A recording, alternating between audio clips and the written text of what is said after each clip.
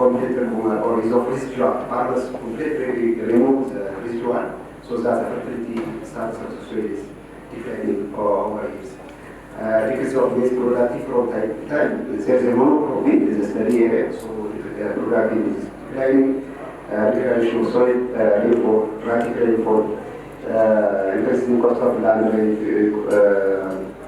low cost of application, low level of farmers' land preparation, and low supply of fertilizer, especially this year is very heavy for the farmers.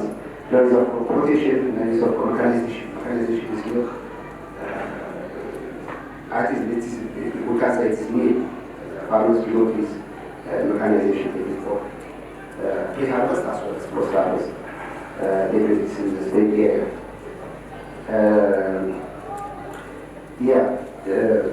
These are major gaps, and so many problems are indicated here. So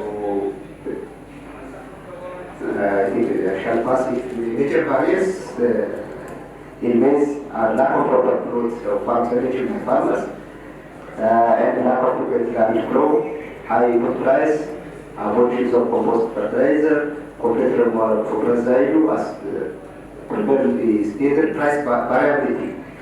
Price is volatile, reduced cost of short machine maize varieties during drought season, non-use of maize sheller machine, low price of maize during peak harvest season, lack of timely input delivery, increased cost of farm inputs, high labor and land rent costs, exorbitant cost of fixed part. The demand is increasing, but the cost is increasing for fixed part.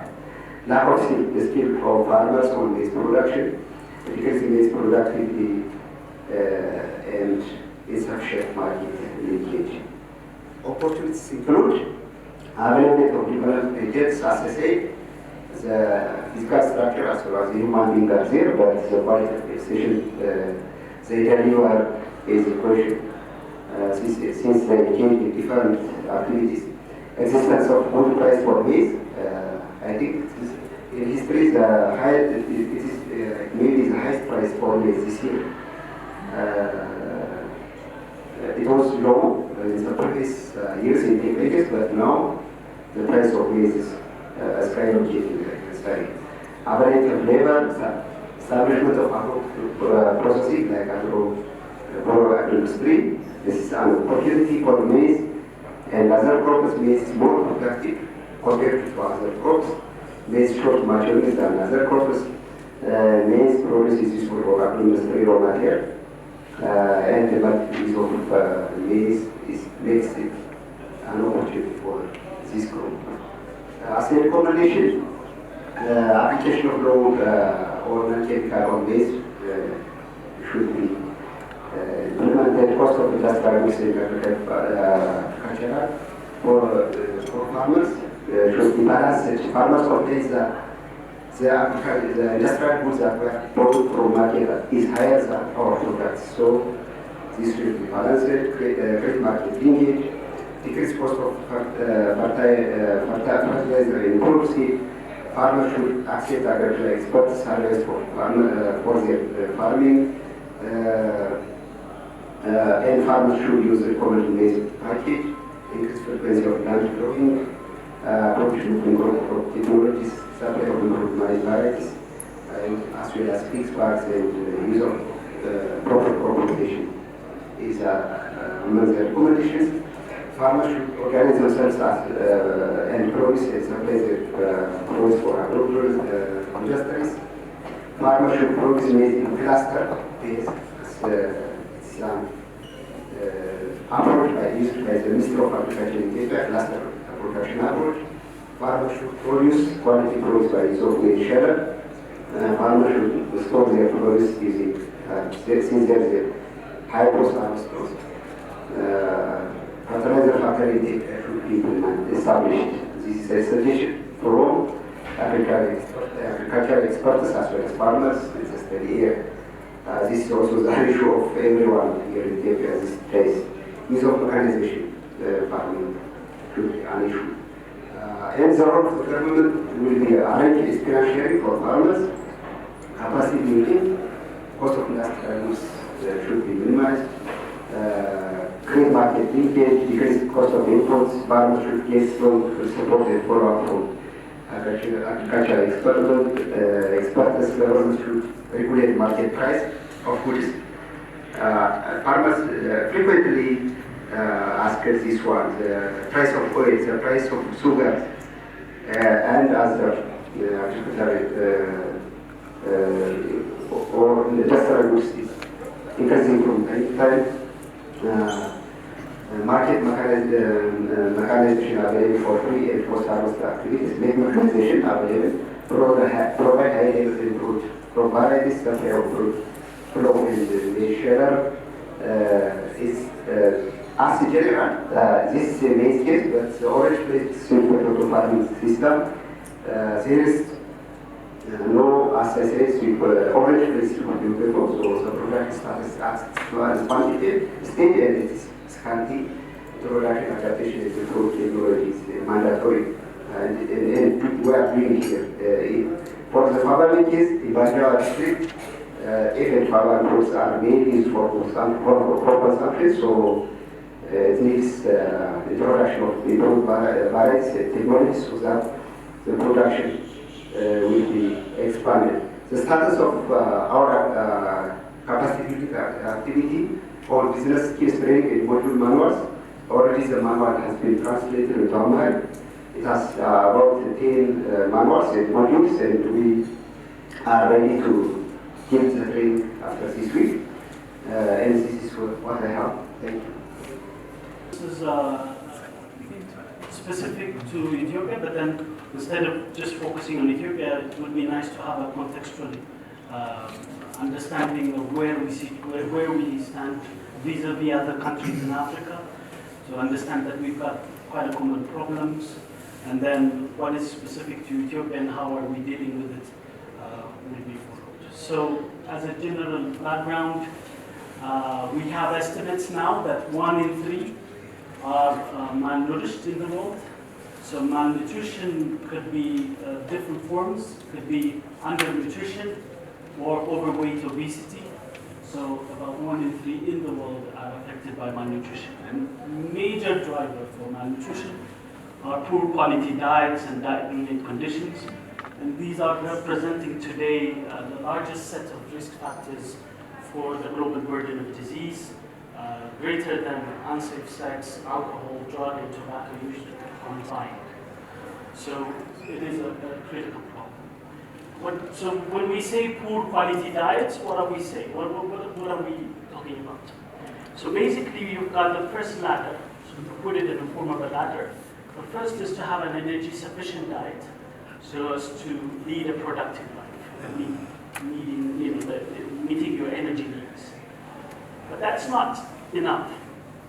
We need a nutrient-adequate diet that meets the required levels of all essential nutrients. And then you would ideally want to be here to have a healthy diet, a diet that meets energy, nutrient needs, but more than that, healthy, composed of healthy ingredients and healthy components. So you don't want unhealthy ingredients as part of your diet, even if it meets nutrients requirements, energy requirements, it could still be unhealthy if it's, for example, high in saturated fats or trans fats, etc. So we have different grades of problematic. Healthy diet, adopting a healthy diet, as we can see from the map, is quite complicated. About 60% of the world population cannot afford today a healthy diet, and this is a unifying scenario, whether you're living in the northern hemisphere or in the southern hemisphere. If you're looking at healthy diet as defined by low levels of unhealthy ingredients, meeting your energy and nutrient needs, then we have a huge problem together as human beings. And this calls for a shift, a transformation of food systems to improve diet And it's not just about knowledge, it's not just about production, it's much more complex than that and requires multi-sectoral efforts to transform food systems. So the objective of this work package 2, as part of the InnoFoodAfrica, is to contribute to improving African diets to prevent all forms of malnutrition, be it undernutrition of infants and young children, overweight, obesity of adolescents and adults. So the specific objectives is to identify the drivers of undernutrition and overweight obesity, what's leading to this high level or high burden of undernutrition, but also the increasing burden of overweight and obesity, what's driving that trend, understanding that. The second component is to develop a locally feasible food-based dietary guideline, a dietary guideline and nutritional recommendations. Once you understand what's driving it, it's important to take corrective action, and part of the corrective action would be to develop food-based guidelines that people can adopt to lead a healthier, life and adopt a healthier diet. The third component is then to formulate an implementation plan for applying these recommendations. So we've got partners. AAU, Addis Ababa University, is the lead of this work package. We've got partners from Europe, in France, in RAE, and then in Finland, VTT and University of Helsinki are the partners in this work package. 2 in Africa, of course, AAU, then AFB and Chuka from Kenya, FONUS and Numia from Uganda are our partners working on this demand. The approach that we're following, as I try to brief you a bit, is to have a diagnostic component at the beginning, understanding what's driving malnutrition, what are the causes, what are the trends, what's the magnitude, what's the level of the problem, etc.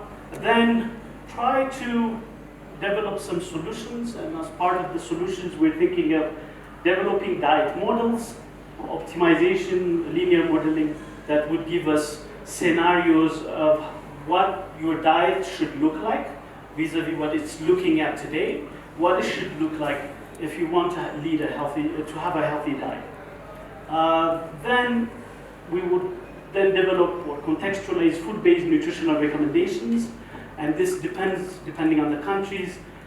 In the 4 African countries, 3 of them have already a food-based dietary guideline. So in that case, the idea is first to test if the guideline or the recommendations do apply for urban society, because usually you've got a national level guideline, and depending on the context, the guideline should be contextualized for better implementation and effective implementation. So one is to look at what the food-based dietary guidelines look like. Is there any room to further improvement, contextualization, or just supporting the implementation of that food-based dietary guideline would be already a huge contribution towards improving diet. Then, so leading us to supporting implementation is the last phase, where the food-based dietary recommendations that are developed or adopted should be disseminated through behavioral change communication materials that we will be developing, and then knowledge toolbox for communication and capacity building as throughout the project, developed throughout the project, would be also, I would say, the legacy of the project.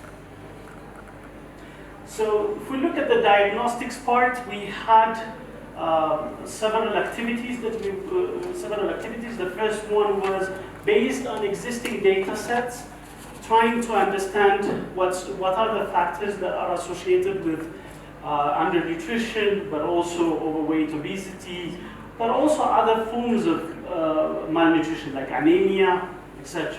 So we looked at stunting, that's short height for the age of the child, wasting, which is weight-related indicator of undernutrition, overweight, and then anemia. And we did that for 13 countries in sub-Saharan Africa. First, we did it for the 4 InnoFoodAfrica countries, which led us to have about 50,000 plus sample size. And then This is rural-urban combined, but then we had the interest to look at urban only also because we think that the context and the situation might be different in urban contexts.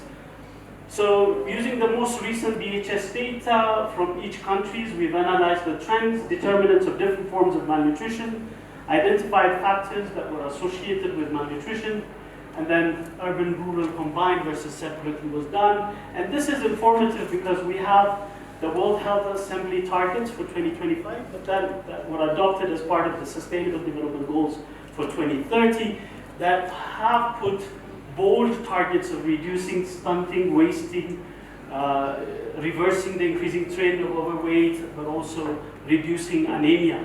And so this diagnostics is somehow helping us to track where we are, how far are we going on the right direction or not.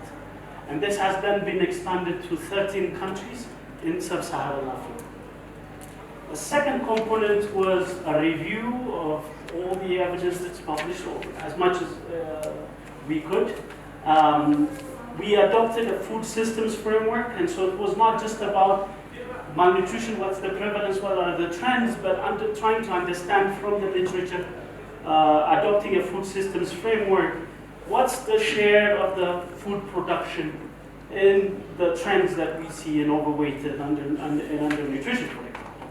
What's the issue with marketing of food as part of the food system, food price, affordability, how do they then come into play in affecting or influencing food choices, and then how that then leads to overweight or undernutrition.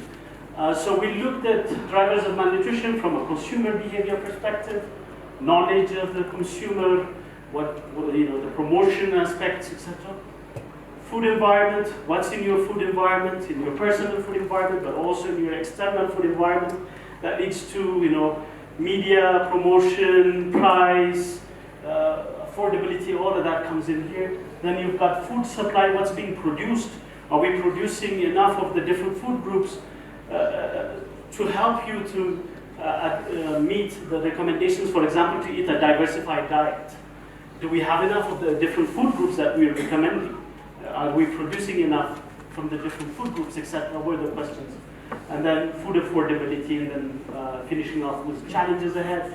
Then we did it for the sub-Saharan African continent, but as well as for the 2 EU countries that are part of the InnoFoodAfrica, but also just to appreciate that although we have in a different situation economically, etc., there are commonalities in terms of food systems and our diets, be it in the Northern Hemisphere or in the Southern Hemisphere. General conclusion is that we're not eating enough fruits and vegetables, be it up in the Northern Hemisphere or in the Southern Hemisphere. Whole grain consumption is low. These are recommendations from a nutrition perspective, but in reality, this is a common problem. Part of the diagnostics also helped us to have a sub-national mapping of the trends in undernutrition. For example, this is the prevalence of stunting for the 4 African countries, Ethiopia, Kenya, South Africa, and Uganda, I think. So then we looked at the prevalence of stunting in children under 5. More reddish it is, the more problems you have. About 30% of your children are stunted. So if you look at 2000 versus 2016, you see some areas lightening up, but other areas remain hotspots of stunting. So this is the kind of appreciation that you can get that you would not get if you were just looking at the national trend. You'll be happy of the 20% reduction in stunting in Ethiopia, for example, but this was coming from certain parts of the country, it didn't happen throughout. Similarly, but generally what you see in common, you've got a lot of red and a lot of orange, telling us that about 20% of our children are stunted. So the same map was done for the continent, but then also not just geographically disaggregating the prevalences, but also important to look at rural-urban trends. What do we see? Do we see a higher prevalence in urban areas or in rural areas than we see throughout that rural areas have higher prevalence of stunting, obviously. But then even the urban areas, that we forget that we think that stunting and undernutrition is a problem of the rural, and that we don't do much to improve the nutrition of urban society. It's important to notice that anything between 10 to 20% of the urban children are also stunted. In some countries, South Africa is an InnoFoodAfrican country. In this project, you will see that overweight prevalence is several folds higher than undernutrition, but even undernutrition is still there as a problem. If you're looking all the way to here, Ethiopia, we have a much higher prevalence of underweight, but also the overweight is coming up to about 5%, etc. But this is at the national level.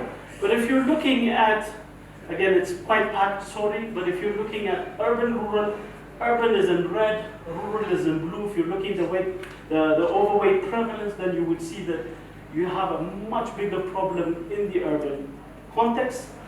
But that's not to say that the rurals are not catching up in terms of prevalence of overweight. In some of the countries, the gap is not that high.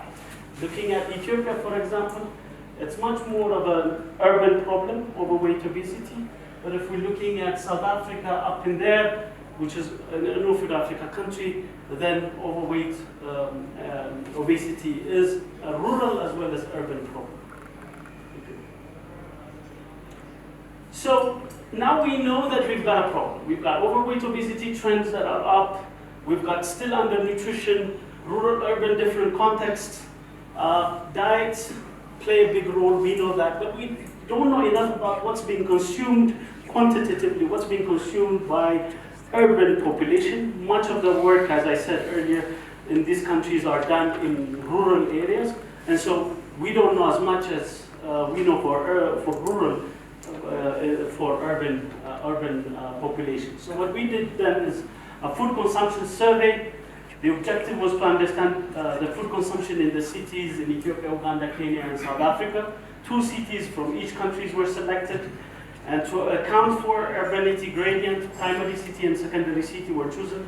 Like in Ethiopia, Addis Ababa being the primary city, and a secondary city like Hawassa was selected to see how things are likely to go when urban city increases.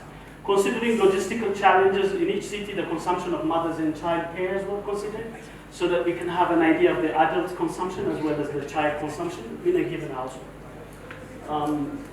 Energy and nutrient intakes have been quantified, so we're talking about quantities, X milligrams of vitamin A, Y milligrams of vitamin C, etc. So it was quite a tedious work.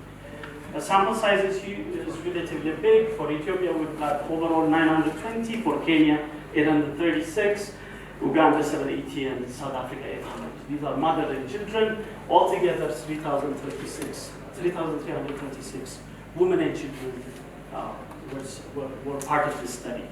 So as I said, in Addis Ababa and Hawassa, in Kenya, Nairobi and Chuka, in Uganda, Kampala and Wakiso, and then in South Africa, Gauteng and Free State. Again, from the pictures, you see the levels of urbanicity and how they vary. So the idea is also to understand how does that influence the consumption, because it's likely.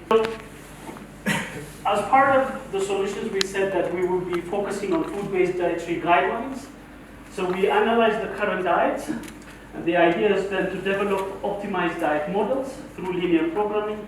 But certain efforts already exist in some of the countries, in 3 of the 4 African countries. They already have a food-based dietary guideline: Kenya, Ethiopia, and South Africa. So then the idea is to see, okay, is there anything that we can contribute in terms of adapting the food-based dietary guideline, contextualizing it, etc. But also, the evidence that we get from the food consumption survey would help us to contribute to the formulation of affordable and accessible foods that can fill gaps through the work that will be done as part of Work Package 4, for example, that deals with food processing. We, in Work Package 2, identify some of the gaps. Work Package 4, through their formulation, try to address those gaps. Work Package 3 will see, okay, in the future, the food production system should look more like this than this, etc. And these are all meshed together to make an impact. So when we analyze the current diets, in nutrition we like to talk about different food groups. So we've got women here. In general, there are 10 food groups, and minimum diet diversity for women is met when 5 of the 10 food groups are consumed. So here we look at the different food groups. You would see cereals. We're consuming. I mean, everybody is consuming. Everybody that was part of the study consumed cereals. Pulses, we're relatively okay. But if you see the consumptions below 50% of our population, then dairy, meat, poultry, fish, egg, dark green leafy vegetables, other vitamin A-rich fruits and vegetables, etc. Other vegetables and fruits come in. So this is just giving us an indication that fruits and veggies are your sources of vitamins. You will have problems with your vitamin intake, definitely. Protein sources and micronutrient sources like eggs, meat, poultry, and fish are rarely fixed and adapted. We will be generating behavioral change communication materials and the knowledge toolbox that will be supporting the implementation that could lead to improved diets. But this requires close collaboration with various policy and program actors, and then aligning research and implementation for effective take-up of the evidence generated is critical. So we would want to inform ongoing, but also future programs and policies as they are designed. As a summary, as I said, diets are monotonous and suboptimal. Very low proportion of the urban community meets the recommendations from the Ethiopian Food-Based Dietary Guideline in our sample at least. So this suggests possible operational challenges. And as a way forward, linear programming to optimize the diets and compare them to the proposed FPDG. If there is any room to further improve the guideline for future reference. Draft nutritional messages to inform contextualization of existing food-based dietary guidelines, but also providing examples of food formulation that could fill some of the gaps that we see in the food groups would be critical. And for that, we would be working closely with the national government of each country to ensure that the nutritional messages are developed, are taken up. With that, sorry I took a bit of time. Thank you. Thank you so much. Let's clap. Our work package where we are working with farmers to grow the crops, to make the food, and establish the food chain. So I'll start by setting the scene for you. What's the national and global situation? We look at the first round of the 3 rounds of farmer participation, which is mostly focused on choice of cultivar and the initiation of the second round. And then if time permits, I will look at the graphs you need. Okay, these graphs show you that over the last 10 or so years, the areas sown, that's in green, to the major cereal crops have not changed much, but the overall productivity has, because there has been an increase in yield per hectare of 30 to 50%, depending on the crop. So things are going in the right direction in this country. Nevertheless, it still depends on imports for about 25% of its wheat. I think 25% is the right figure. So there's room for improvement. Hello? Yes. In the grain legumes, the pulses, there has similarly been improvement, but not as fast. We have a bigger hill to climb with providing the major plant protein source in the diet.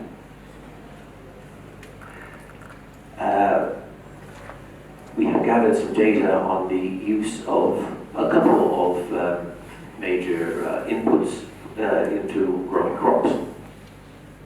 The use of improved cultivars and the use of fertilizers within this country.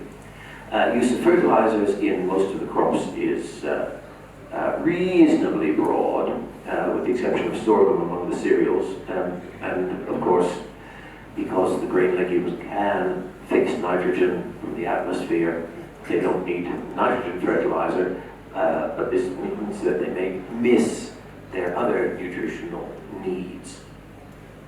So the gaps here, the differences from the yellow column indicate that there is, again, potential for improvement, and I would say especially with regard to the use of improved germplasm, improved genetics. So our farmer participatory research is based in the southwestern part of the Amhara region. We have the local team involved in breeding and agronomy on the plant science front, in socioeconomics and extension on the human interaction front, and in foods and post-harvest technology in the laboratory side. We have two sites, a highland site where the soil is quite acid, and a mid-highland site, a middle altitude site, still rather high altitude for somebody from a low country like Finland, moderate for this country. And we have 30 farmer groups. What's that, farmers? We have 30 units at each of our two sites. So, what are the problems that we're trying to address? Highland soils are acid. pH is often less than 5. Plenty of good geological reasons for that. But faba bean in particular is rather sensitive to acid soils. I've been working on faba bean myself for over 40 years. And it really does not cope with the soil pH of around 4.5. Normal material does not. The highland climate is relatively cool, so maize needs to be short season and again tolerant of cooler temperatures than at lower altitudes. Most particularly, there's a shortage of quality seed. We were talking at my table a little earlier about the shortage of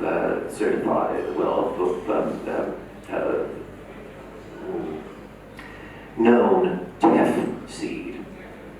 And finally, access to inputs is a problem throughout sub-Saharan Africa, whether one is aiming to supply nutrients, to control pests, or inputs for diseases and weeds, and the various sorts of inputs from chemical through mechanical. So in our first round of activities, you see, we have looked at farmer involvement with the selection of cultivars on all 4 of the crops that you have already heard a lot about today.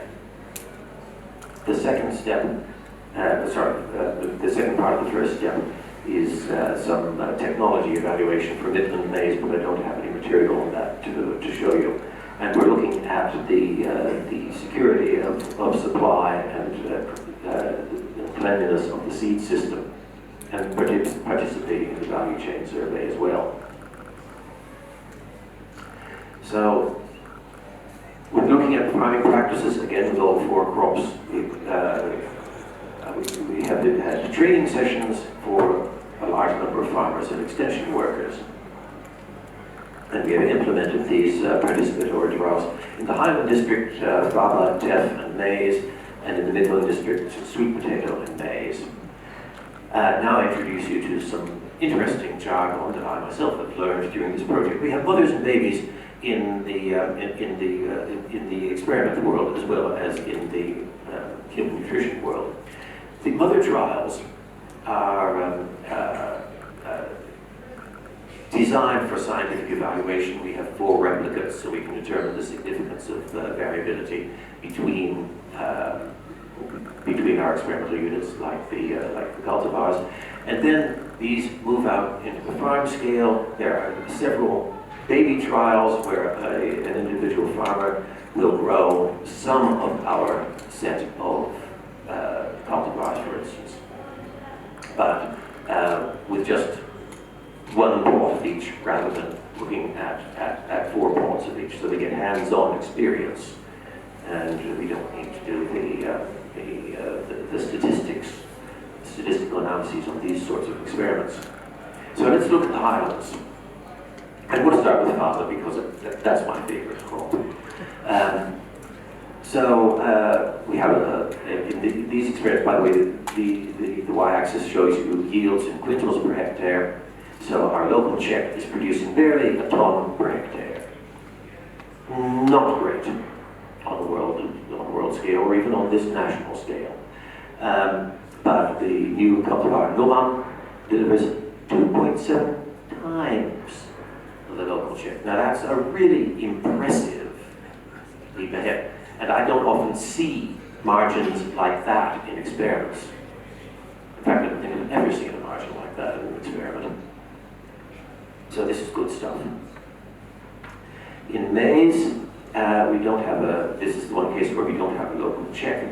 But BH661, which is a three-way hybrid, if I remember the previous material rightly. The best is 3.8 times the poorest. So again, whatever is normal in the region, there are room for improvement in maize productivity. And here we're getting up to about 6.6 tons per hectare, which is pretty reasonable. Not as good as in the mid-altitudes. TEF, our local check, is pretty well locally adapted. As you can see, we get about 1.3 tons per hectare, and only 2 of our introductions do better than the check. But the best one is still 1.5 times better, the local check. We don't have anything about eating quality on these crops to tell you about yet, but we do have happy farmers looking at our beans in this case. Yes, they look like very good quality beans, and the nice big grains of maize, and the different colours of teff. Now in the Midlands, different story. We have a sweet potato that yields very well, and we have the same thing. We need to make a concession here and go for the material that tastes best, especially when we're looking at nutritional questions. So the step down from cultivar Didla to cultivar Alamora is small, but nonetheless present. But it is so we are suggesting that, in contrast to the highlands, we're continuing where it goes on with just the top yielding individual. We should proceed with 2 here to test whether Dilla, for instance, will produce better flavor in other parts of our region, or Alamora will produce better yield in other parts of our region. In maize, again, it's the second best that tastes best, and people want to eat. Here the margin is quite small, it's only 2%. And both Level and BH249 are single cross hybrids, which means they're relatively easier to produce, so the seed cost should be rather lower than that of the three-way hybrid that we looked at in the Highlands. So we will go ahead with BH549 for the middle altitudes rather than Limo. Again, we have more happy farmers looking at the sweet potatoes and being dwarfed by the maize that is growing so well. Oh yes, I need to point out here, our yields of maize in the Midlands, 9.5 tons per hectare in contrast to 6.6 in the Highlands. And our sweet potato here is doing really rather well at over 3 tons per hectare. These are good numbers. Right, so the next step is the agronomic management, how to manage soil fertility. Recycled nutrients are important, but often do not provide the full spectrum of nutrients that the crop needs. So how do we balance the expenditure on other nutrient sources and integrate the use of the reuse of nutrients such as livestock manure. The management of the seed system is important, that when the farmer seeks the high-yielding cultivar of faba bean, or the good-tasting cultivar of orange flesh sweet potato, the farmer gets what he or she is after.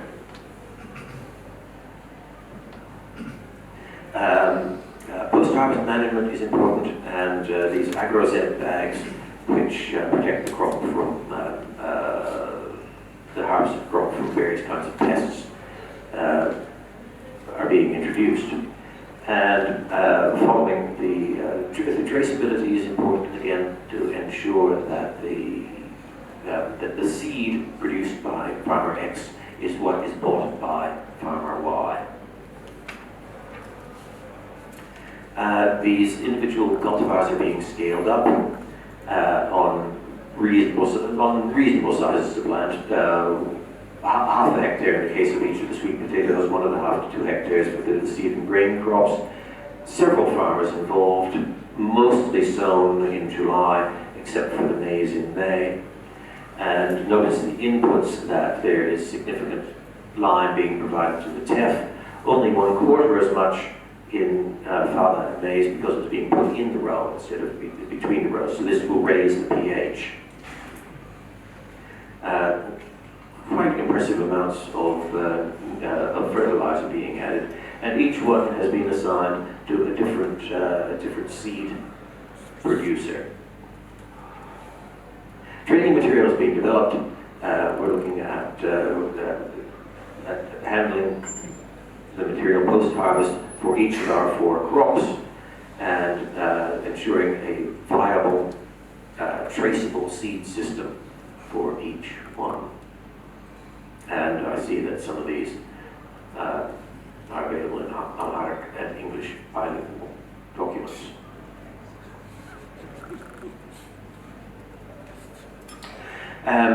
So we have had a workshop at Harare. Well, they have had a workshop at Harare. I'm afraid this is my first physical visit to Ethiopia, where further outreach was achieved with a number of participants from the region. How am I doing?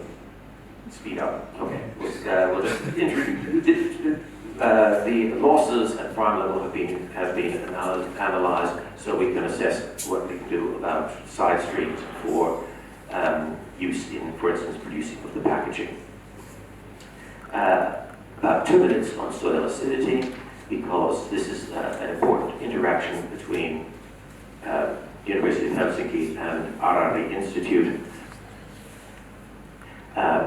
As I said, faba bean does not like soil acidity. You can see in the picture on the right, typical effect of acid soil, and then the aluminium that is freed in acid soil, demolishing the growth of the plant. This is a pot experiment, as you can also see, whereas a tolerant one looks unbelievably fantastic. We were really astounded at this result. The biomass production of this plant, or of this treatment, is not as good as that one, but it's down by 50% instead of being down by 99%. So we think this is impressive.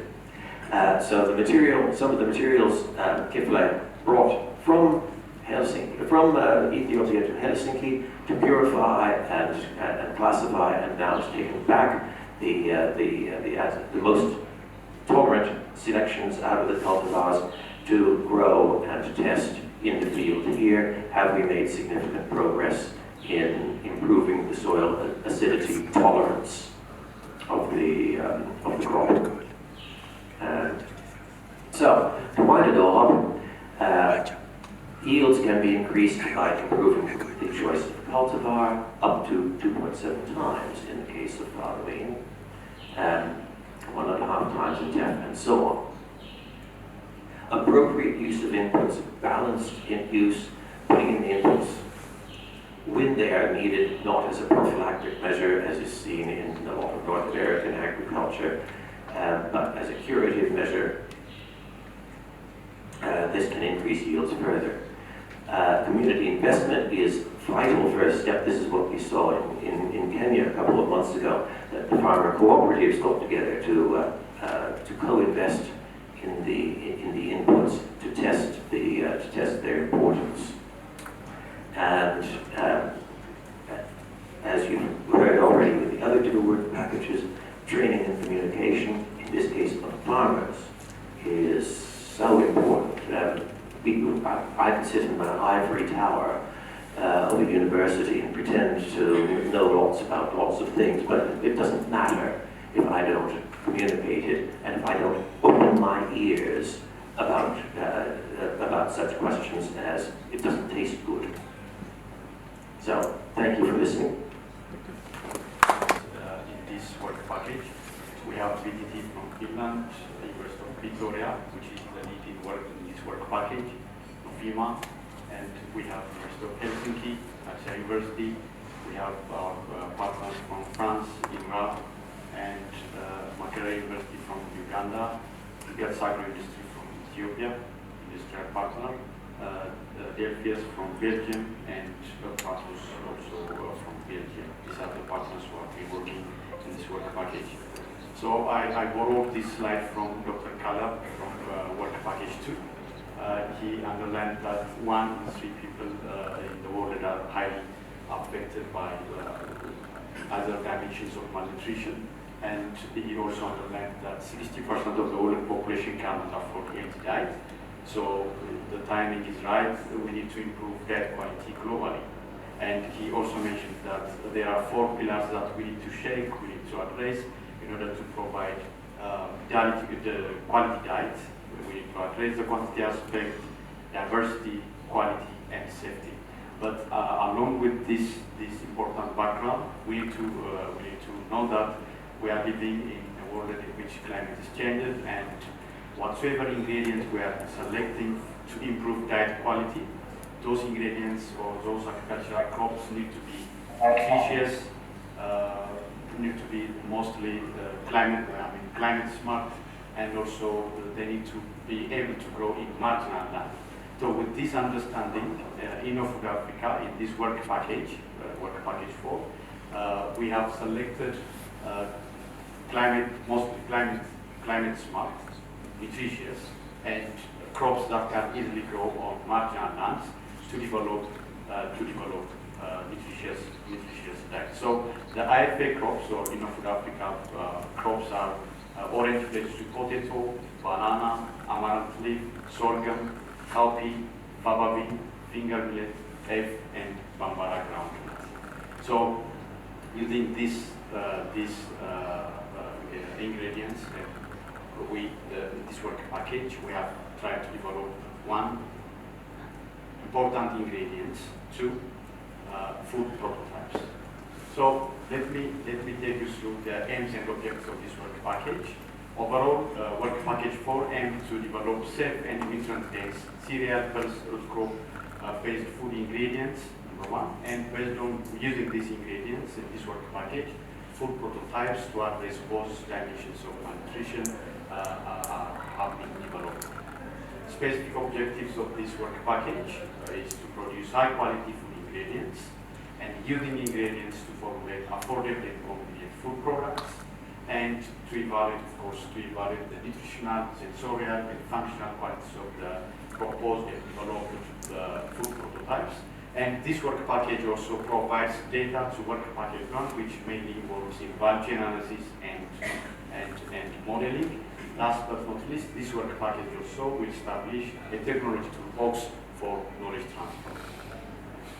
So, as I informed you, there are 2 pillars of this work package. First, development of new food ingredients using different technologies.